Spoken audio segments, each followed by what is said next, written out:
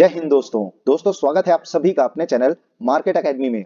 दोस्तों, आज के इस वीडियो में हम एक और अपकमिंग एसएमई आईपीओ जो कि 28 ऑफ नवंबर मींस मंडे के दिन ओपन होने जा रहा है, उसका डिटेल एनालिसिस करेंगे। दोस्तों, कंपनी का नाम है बाहेती रिसाइकलिंग इंडस्ट्री लिमिटेड। दोस्तों, हम इस वीडियो में कंपनी के प्रोफाइल यानी बिजनेस मॉडल का डिटेल एनालिसिस करेंगे, साथ ही कंपनी के फाइनेंशियल्स और रेवेन्यू मॉडल को भी चेक करेंगे और जानेंगे कि कंपनी अपने आईपीओ को किस वैल्यूएशन पे लेकर के आई है, और साथ ही ऑब्जेक्ट्स ऑफ द इशू को भी डिस्कस करेंगे और समझेंगे कि कंपनी आईपीओ के थ्रू जो पैसा रेस करेगी उससे वो क्या काम करने वाली है। और दोस्तों, आईपीओ से रिलेटेड सारी डिटेल्स जैसे इंपॉर्टेंट डेट, करंट जीएमपी और हाँ, ये कंपनी आपको कितने लिस्टिंग गेन्स दे सकती है, ये सब कुछ इसी वीडियो में कवर करेंगे। तो दोस्तों, ये वीडियो बहुत ज्यादा इंफॉर्मेटिव होने वाला है, तो प्लीज इसे लास्ट तक जरूर देखें। और हाँ, अगर आप पहली बार चैनल से जुड़े हैं तो चैनल को सब्सक्राइब करना और वीडियो को लाइक करना ना भूलें। चलिए दोस्तों, स्टार्ट करते हैं। सबसे पहले बात करते हैं कंपनी प्रोफाइल की। तो friends, Baheti Recycling Industry Limited is incorporated in year 1994 and Baheti Recycling Industry Limited is an aluminum recycling company.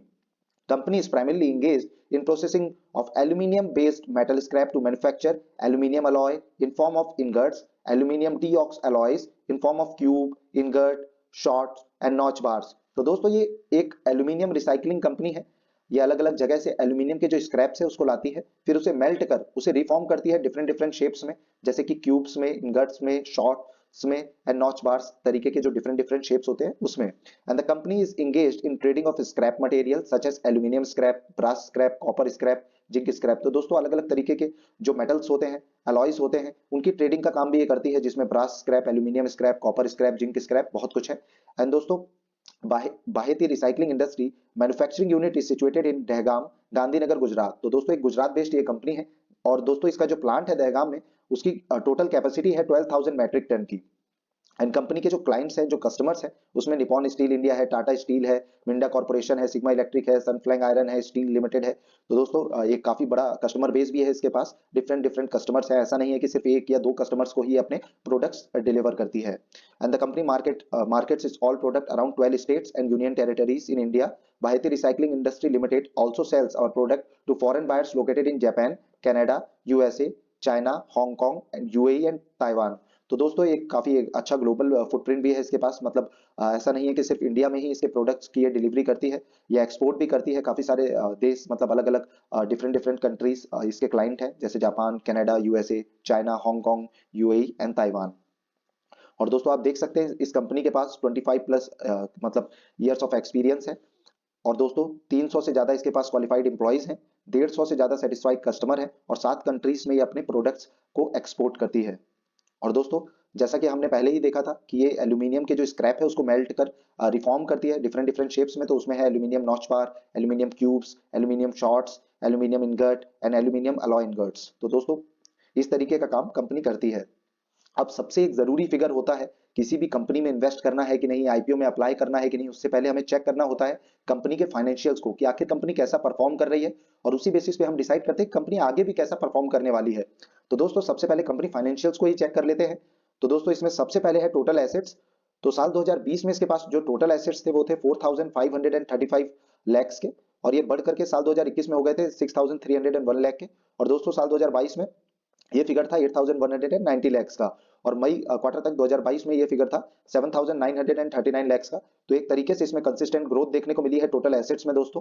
वहीं अगर टोटल रिवेन्यू की हम बात करें तो वो था 10,595 लैक्स का 2020 में, और 2021 में ये बढ़कर हुआ 12,780 लैक्स का। उसके बाद ऑलमोस्ट ये डबल हो गया 2022 में, ये फिगर निकल करके आया था 24,926 लाख का। और अभी तक में 2022 जो क्वार्टर है उसमें इसका फिगर जो टोटल रिवेन्यू था वो था 5,757 लैक्स का। तो दोस्तों, इसमें भी अगर आप देखें 2020 से 2022 तक कंटिन्यूअसली इसमें ग्रोथ देखने को मिली है। और दोस्तों, एक और सबसे महत्वपूर्ण डेटा होता है चेक करने के लिए कंपनी फाइनेंशियल्स में, वो है प्रॉफिट आफ्टर टैक्स। तो चलिए इसे भी चेक कर लेते हैं। तो साल 2020 में इसका जो प्रॉफिट आफ्टर टैक्स था वो निकल करके आया था 19.19 लैक्स का, और ये बढ़ करके हो गया था 47.78 लैक्स का साल 2021 में।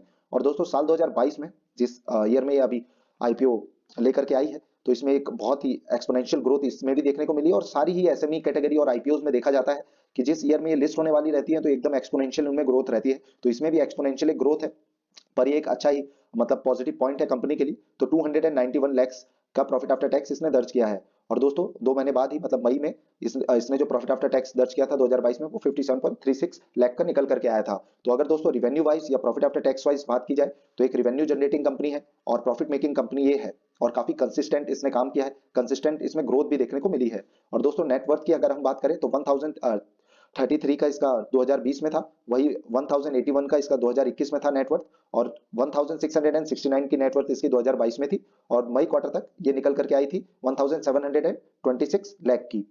दोस्तों रिजर्व एंड सरप्लस की बात करें तो 658 से रिजर्व एंड सरप्लस बढ़ करके ऑलमोस्ट डबल हो गए हैं, 1270 लैक्स के इसके पास रिजर्व्स हो चुके हैं।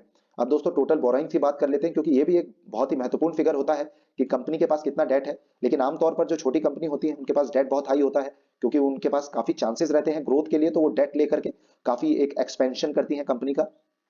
तो इसके भी डेट लेवल को चेक कर लेते हैं, टोटल बोरोइंग को चेक करते हैं। तो साल 2020 में इसके पास जो टोटल बोरोइंग थी वो थी 3118 लैक्स की, और उसके बाद साल 2021 में ये 3789 लैक्स की हुई, और ये कंसिस्टेंट बढ़ी रही थी, और उसके बाद अभी मई क्वार्टर में थोड़ी सी कम हुई है, और ये है 4536 लाख की। तो दोस्तों डेट वाइज अगर देखा जाए, बोरोइंग वाइज देखा जाए तो कंपनी पे काफी ज्यादा डेट है, पर कंपनी एक प्रॉफिट मेकिंग कंपनी है, रिवेन्यू जनरेटिंग कंपनी है। तो ओवरऑल अगर कंपनी फाइनेंशियल्स की बात की जाए तो काफी अच्छे नजर आ रहे हैं, पर थोड़ा सा डेट इस कंपनी में हाई है। पर इस तरीके की जो कंपनियां होती हैं जो कि एक हैवी इंडस्ट्री होती है, मेटल सेक्टर में काम करती है, उस पर आमतौर पर डेट लेवल थोड़ा सा हाई भी रहता है।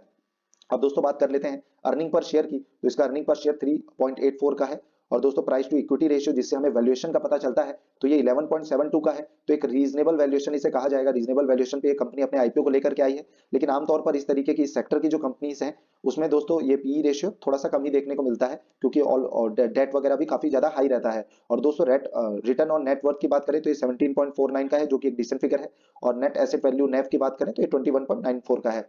तो ओवरऑल कंपनी के फाइनेंशियल अच्छे नजर आ रहे हैं। अब दोस्तों बात करते हैं ऑब्जेक्ट्स ऑफ द इशू की, तो इसमें सबसे पहला जो पॉइंट कंपनी ने दिया है वो है modernisation and expansion of existing manufacturing unit. तो दोस्तों ये जो दहगाम में इसका गांधीनगर गुजरात में इसका जो प्लांट है मैन्युफैक्चरिंग प्लांट, उसका एक्सपेंशन ये कंपनी करना चाहती है। तो आईपीओ के थ्रू जो ये पैसा रेस करेगी वो पैसा कंपनी उसके एक्सपेंशन में लगाना चाहती है। और दोस्तों बाकी पॉइंट्स है to meet working capital requirement, general corporate purpose and to meet issue expenses. अब दोस्तों बात कर लेते हैं आईपीओ डिटेल्स की। तो दोस्तों जैसा कि हमने डिस्कस किया था कि 28 ऑफ नवंबर को कंपनी का आईपीओ ओपन होने जा रहा है, और 30 ऑफ द नवंबर को ये क्लोज होने जा रहा है। और दोस्तों फेस वैल्यू की बात करें तो 10 रुपए पर शेयर की फेस वैल्यू रखी गई है। प्राइस की बात करें तो इसमें कोई प्राइस बैंड नहीं है, फिक्स प्राइस है, 45 पर शेयर के प्राइस पर आपको बिडिंग करनी होगी। लॉट साइज की बात करें दोस्तों तो 3000 शेयर्स का लॉट साइज है। अब दोस्तों लॉट साइज बहुत जरूरी फिगर होता है एसएमई आईपीओ में, क्योंकि जब हम एसएमई आईपीओ में बाइंग या सेलिंग करते हैं तो हमें पूरे लॉट को बाय करना होता है या पूरे लॉट को सेल करना होगा। और दोस्तों अगर आप एसएमई आईपीओ को और ज्यादा डिटेल में समझना चाहते हैं तो दोस्तों आप आई बटन पे क्लिक कर इस वीडियो को जरूर देखें। हाँ दोस्तों, इशू साइज की अगर हम बात करें तो इसका इशू साइज 12.42 करोड़ का होने जा रहा है, जो कि पूरा का पूरा फ्रेश इशू है 12.42 करोड़ का, जो कि एक पॉजिटिव साइन है। और इशू टाइप की बात करें तो फिक्स्ड प्राइस इशू आईपीओ ये होने वाला है। लिस्टिंग इसकी एनएससी एसएमई में होने जा रही है। डिटेल्स के लिए रिटेल इन्वेस्टर्स के लिए 50% का कोटा रिजर्व किया गया है, और एचएनआईज के लिए भी 50% का कोटा इसमें रिजर्व किया गया है। क्यूआईबीज के लिए इसमें कोई कोटा नहीं है, कोई रिजर्वेशन नहीं है। और दोस्तों बाहिती रिसाइकलिंग की अगर टाइम टेबल की हम बात करें तो 28 ऑफ नवंबर जैसा कि हमने देखा था कि आईपीओ ओपन होने जा रहा है, 30 ऑफ द नवंबर को आईपीओ क्लोज होगा। और दोस्तों अलॉटमेंट का पता आपको 5 ऑफ दिसंबर को चलेगा, और इनिशिएशन ऑफ रिफंड अगर आपको अलॉटमेंट नहीं मिलता है तो दोस्तों 6 ऑफ दिसंबर को आपके पैसे आपके अकाउंट में रिफंड कर दिए जाएंगे। और दोस्तों अगर आपको अलॉटमेंट मिल जाता है तो शेयर्स आपके अकाउंट में डीमैट अकाउंट में क्रेडिट कर दिए जाएंगे 7 ऑफ दिसंबर को, और वहीं इसकी लिस्टिंग जो है वो 8 ऑफ दिसंबर को होने वाली है। और दोस्तों बाहिती रिसाइकलिंग इंडस्ट्री के आईपीओ लॉट साइज की अगर हम बात करें तो आप अगर रिटेल इन्वेस्टर हैं और रिटेल कोटा से इसमें अप्लाई करना चाहते हैं तो 3000 शेयर्स के लिए आपको अप्लाई करना होगा, और इसमें जो अमाउंट आपका लगने वाला है वो है 1,35,000 का। और दोस्तों प्रमोटर्स होल्डिंग की अगर बात करें तो प्री इशू में आईपीओ से पहले ये प्रमोटर होल्डिंग 99.98% की थी, जो कि आफ्टर आईपीओ मतलब इशू के बाद ये घट करके रह जाएगी 73.37% की। फिर भी ये काफी डिसेंट फिगर है, अगर ये 50 to 55 के ऊपर है तो ये काफी अच्छा माना जाता है। अब दोस्तों एक और बहुत ही महत्वपूर्ण फिगर होता है किसी भी आईपीओ में, अगर आप अप्लाई करना चाहते हैं तो उसे चेक करना बहुत जरूरी होता है, वो होता है ग्रे मार्केट प्रीमियम। इससे हमें पता चलता है कि इसकी डिमांड कितनी चल रही है, ग्रे मार्केट में क्या डिमांड है। और दूसरी जो डेटास होते हैं जैसे कि सब्सक्रिप्शन फिगर कैसा निकल करके आ रहा है। तो दोस्तों अभी तो ये आईपीओ ओपन नहीं हुआ, तो सब्सक्रिप्शन हम इसका आगे चल के फर्स्ट डे सेकंड डे में चेक करेंगे, और इसकी जो लास्ट डेट रहने वाली है 30 ऑफ द नवंबर, उस पर हम डिसाइड करेंगे, उस दिन हम डिसाइड करेंगे कि हमें इस आईपीओ में अप्लाई करना है कि नहीं। पर अभी अगर ग्रे मार्केट के हिसाब से इसकी डिमांड को देखा जाए दोस्तों तो ये 17.78% के लिस्टिंग गेन्स अभी से शो कर रहा है, मतलब एक अच्छी डिमांड इसमें ग्रे मार्केट में देखने को मिली है। तो दोस्तों आगे चलकर हो सकता है कि ये फिगर और भी बढ़ते हुए आपको दिखाई दें। और दोस्तों जब ये ओपन होगा उसके बाद जब सब्सक्रिप्शन इसका आएगा तो हम सब्सक्रिप्शन फिगर्स को चेक करेंगे, उसके बाद जीएमपी को भी कंटिन्यूअसली वॉच में रखेंगे और final day 30th of the नवंबर को डिसाइड करेंगे कि हमें इस आईपीओ में अप्लाई करना है या नहीं करना है। दोस्तों आशा है कि आपको ये वीडियो इन्फॉर्मेटिव लगा होगा। दोस्तों अगर ये वीडियो आपको पसंद आ रहा है तो प्लीज इसे लाइक करें, चैनल को सब्सक्राइब करें। हम दोस्तों आईपीओ से रिलेटेड जितनी भी अपडेट्स हैं, न्यूज हैं और सारे आईपीओ को इसी चैनल पे कवर करते हैं। तो दोस्तों प्लीज चैनल को सब्सक्राइब करना ना भूलें, ऑल के नोटिफिकेशन को भी क्लिक करें ताकि आपको हमारे वीडियोस के नोटिफिकेशन टाइम से मिलते रहें। धन्यवाद। जय हिंद।